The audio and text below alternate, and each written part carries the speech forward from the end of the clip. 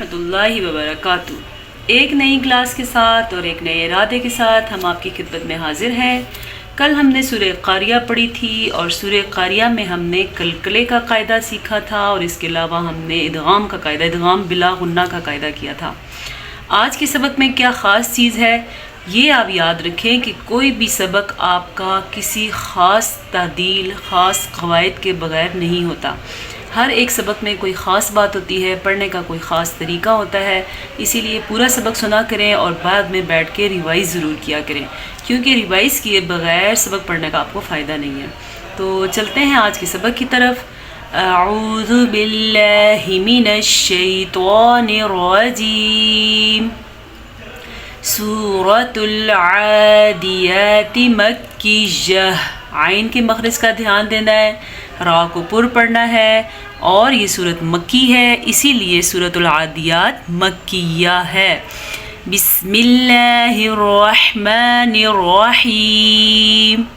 ہمیشہ کی طرح بسم اللہ میں خاص چیز کیا ہے؟ اللہ کا نام باریک پڑھنا ہے، را کو پر پڑھنا ہے، اور اس را کو بھی پر پڑھنا ہے کیونکہ را کے اوپر زبر ہے تو اس وجہ سے یہ پر پڑھی جائے گی۔ والعادیات ضبحا۔ خاص چیز کیا ہے؟ ایک تو عین کے مخرج کا دھیان رکھنا ہے، دوسرا ضب میں قلقلہ ہے، جیسا کہ کل میں نے آپ کو بتایا تھا اور ہمیشہ کلاس میں بتایا جاتا ہے۔ صرف آپ غور سے سنا کریں اور اس کی پریکٹس کیا کریں۔ قاف، طا، با، جیم، دال، یہ وہ حروف ہیں جب ان کے اوپر یہ جزم کی کیفیت آئے، ساکن کی کیفیت آئے تو وہاں پہ جھٹکے کی کیفیت پیدا ہوتی ہے، اسے ہی قلقلہ کہتے ہیں۔ عموماً لوگ پڑھنے میں کیا غلطی کرتے ہیں؟ عموماً لوگ پڑھتے ہیں والعادیاتی، نہیں، یہ غلط ہے۔ والعادیاتی، فالموریاتی قدحا۔ دوبارہ سے ہمارے پاس قلقلہ آ گیا، قاف، طا، با، جیم، دال میں سے دال ساکن کے ساتھ آیا ہے۔ اچھا، عموماً غلطی کیا کی جاتی ہے؟ عموماً لوگ اس کو پڑھتے ہیں فالموریاتی، یا کے بجائے عین کی آواز آتی ہے۔ آپ دیکھیں یہاں پہ عین نہیں ہے، اگر یا ہے تو یا ہی پڑھیں۔ جو لفظ لکھا ہے اس کو پڑھنا بہت ہی ضروری ہے، اسی لیے قرآن مجید سیکھنے کے اوپر زور دیا جاتا ہے۔ فالموریاتی قدحا۔ اچھا، ساکن کی صورت میں آخری دو لفظ کے اوپر، اگر آخری لفظ کے اوپر دو زبر ہوں اور ساتھ ایک الف ہو تو وہ ایک الف پڑھا جاتا ہے زبر کے ساتھ، ٹھیک ہے۔ آج تک جو ہم نے وقف کی کیفیت پڑھی تھی، جیسا کہ ہم نے تا کو ہا بنا دیا ساکن کر کے، کیا پڑھا ہم نے؟ مل قارعہ۔ جب دو زبر ایک الف کے ساتھ آئیں تو پھر ایک الف ایک زبر کے ساتھ پڑھا جاتا ہے، جیسا کہ ہم نے یہاں پہ پڑھا۔ قدحا نہیں پڑھا جائے گا، قدحا قلقلے کے ساتھ۔ فالمغیرات صبحا۔ اب غلطی کیا کی جاتی ہے؟ یہ غلطی کی جاتی ہے، عموماً بچے کیا پڑھتے ہیں اور بڑے بھی غلطی کرتے ہیں، تو کیا پڑھتے ہیں؟ فالمغیرات یا فالمغیرات، عین یا یا کی آواز آتی ہے، جبکہ یہ کیا ہے؟ فالمغیرات صبحا۔ فَأَثَرْنَ بِهِ نَقْعًا۔ را پر، را ساکن ہے اور اس سے پہلے زبر ہے تو را پر پڑھی جائے گی۔ نَقْعًا، عموماً ابھی تک قلقلے چل رہے ہیں۔ فَوَسَطْنَ بِهِ جَمْعًا، قلقلہ۔ إِنَّ الْإِنسَانَ لِرَبِّهِ لَكَنُودٌ، قلقلہ۔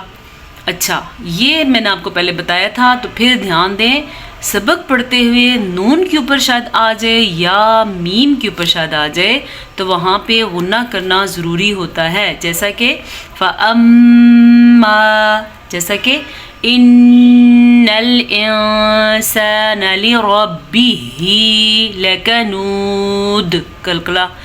وَإِنَّهُ عَلَى ذَلِكَ لَشَهِيدٌ، نون کا غنہ ادا کرنا ہے، اس کے بغیر سبق نہیں پڑھ سکتے آپ۔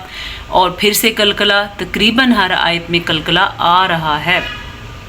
وَإِنَّهُ لِحُبِّ الْخَيْرِ لَشَدِيدٌ، پھر سے قلقلہ۔ اچھا جی، اس آیت میں لوگ کیا غلطی کرتے ہیں؟ ایک تو نون کا غنہ نہیں ادا کرتے، یہ بہت عام بات ہے، آپ اس کو چھوڑ دیں۔ دوسری بات کیا ہے؟ خیری کو پڑھا جاتا ہے خیری، خیری نہیں ہے، یہ خیری ہے، یہ یا لین ہے۔ جب یا ساکن ہو اور اس سے پہلے زبر ہو تو وہ یا لین ہوتی ہے، نرمی سے پڑھی جاتی ہے، اور صحیح تلفظ کے ساتھ کیا پڑھیں گے؟ خیری لشدید۔ افلا يعلم اذا بعثر ما فی القبور۔ را پر کیوں؟ یہ کنڈیشن میں آپ کو بتاتی ہوں، اس لیے کہ را کو ہم نے ساکن کر دیا وقف کی وجہ سے۔ پھر میں نے آپ سے کہا تھا را ساکن ہے تو پیچھے دیکھیں، ہم نے پیچھے دیکھا تو پیچھے پھر ساکن ہے۔ پھر اس صورت میں آپ نے کیا کرنا ہے؟ اس سے بھی پیچھے والے حرف کو دیکھنا ہے، یعنی کہ ہم با کو دیکھیں گے، را ساکن، پھر واو ساکن، پھر با پہ ہم نے دیکھا تو یہاں تو پیش ہے، پیش کی وجہ سے یا زبر کی وجہ سے را پر پڑھی جائے گی۔ پر کا کیا مطلب ہے؟ موٹا کر کے پڑھا جائے گا، جیسا کہ ما فی القبور، ایسے را پر کی آواز آنی چاہیے۔ وَحُصِّلَ مَا فِي الصُّدُورِ، پھر سے را پر، را کو ساکن کر دیا ہم نے وقف کی وجہ سے، اس سے پچھلا حرف بھی ساکن ہے اور اس سے پچھلے والے حرف کے اوپر پیش ہے، اس لیے یہ را پر پڑھی جائے گی۔ اچھا، عموماً غلطی کیا کی جاتی ہے؟ وَحُصِّلَ، یہ پڑھا جاتا ہے، وَحُصِّلَ نہیں ہے، سواد پہ شد ہے تو یہ پڑھا جائے گا وَحُصِّلَ مَا فِي الصُّدُورِ إِنَّ رَبَّهُمْ بِهِمْ يَوْمَئِذٍ لَخَبِيرٌ۔ اچھا جی، یہاں پہ خاص قاعدہ ہے، میں نے ادا کیا ہے۔ ایک تو ہم نے نون کا غنہ ادا کیا، ہم نے پڑھا انا، اگر آپ پڑھتے ہیں انا تو اس کو چینج کر دیں۔ اچھا، یہاں پہ جو قاعدہ ہے یہ اخفاء شفوی کا ہے، ہم نے گزشتہ کئی کلاسز میں یہ قاعدہ پڑھا ہے، لیکن ہم اس کی پھر سے دہرائی کریں گے کیونکہ ہماری کلاس میں نئے لوگ بھی آتے ہیں اور آپ کو بھی دہرائی کی ضرورت پڑتی رہتی ہوگی۔ جی، یہ با ساکن ہے، میم ساکن ہے۔ قرآن مجید میں جب کبھی میم ساکن آ جائے اور اس کے بعد با آ جائے تو وہاں پہ اخفاء شفوی کا قاعدہ ہوتا ہے، یعنی کہ وہاں پہ ہونٹ بند ہو جاتے ہیں۔ کیسے بند ہوتے ہیں؟ ربہم بہم، ٹھیک ہے۔ اچھا، یومئذ لخبیر میں عموماً غلطی کیا کی جاتی ہے؟ یومئذ پڑھا جاتا ہے، یو نہیں ہے، یہ یو ہے، یو، یومئذ لخبیر۔ یہ را باریک ہے، کیا آپ مجھے بتا سکتے ہیں کیوں؟ میں کامنٹ سیکشن میں چیک کروں گی کہ یہ را ہم نے کیوں باریک پڑھی ہے۔ ہاں، کل والے کامنٹ میں ایک اسٹوڈنٹ کا کامنٹ آیا تھا، میں نے ان سے کہا تھا کہ یہاں بھی ایک قاعدہ بن رہا ہے، اور وہ کون سا قاعدہ ہے آپ بتائیں یا پھر میں کل آپ کو بتاؤں گی۔ ہاں جی، وہ ایک اسٹوڈنٹ نے کامنٹ کیا تھا کہ وہ اظہار کا قاعدہ ہے۔ جی، یہ اظہار کا قاعدہ ہے، یہ بھی اظہار کا قاعدہ ہے، ان کے لیے ماشاءاللہ۔ اور باقی لوگوں کے لیے یاد رکھیں، جب نون ساکن ہو، دو زبر، دو زیر، دو پیش ہو اور اس کے بعد حروف ہلکی میں سے کوئی حرف آ جائے تو اس نون ساکن کو یا نون تنوین کو، نون تنوین کس کو کہتے ہیں؟ دو زبر، دو زیر، دو پیش، نون ساکن یا وہ نون تنوین ظاہر کر کے پڑھا جائے گا، یعنی کہ جیسا لکھا ہے اس کو ایسا ہی پڑھیں گے، وہاں پہ نہیں رک سکتے، کسی صورت میں نہیں رک سکتے۔ تو ان کے لیے ماشاءاللہ، اور باقی لوگوں کے لیے آج کل کیا ہے ہوم ورک کہ آپ نے بتانا ہے کہ یہ را پر پڑھی جائے گی یا باریک۔ اس کے ساتھ ہماری کلاس کا وقت ختم ہوا چاہتا ہے۔ حدیث انشاءاللہ کل پڑھیں گے کیونکہ آج میرے پاس حدیث کی بک نہیں ہے، ویسی جو حدیث ہم نے پڑھنی تھی مجھے یاد ہے، لیکن کل انشاءاللہ میں عربی کے ساتھ آپ کو پڑھاؤں گی تاکہ آپ اس کا اسکرین شاٹ لیں اور آپ مجھے کامنٹ سیکشن میں بتائیں کہ کتنے لوگوں نے کتنی حدیث یاد کر لی ہے۔ آپ کے میسج کا انتظار رہے گا انشاءاللہ۔ پھر آپ سے ملاقات ہوگی ایک نئے سبق کے ساتھ، ایک نئے عزم کے ساتھ۔ عزم کیا ہے کہ قرآن مجید کو ہم نے اچھے اور بہترین طریقے سے پڑھنا ہے۔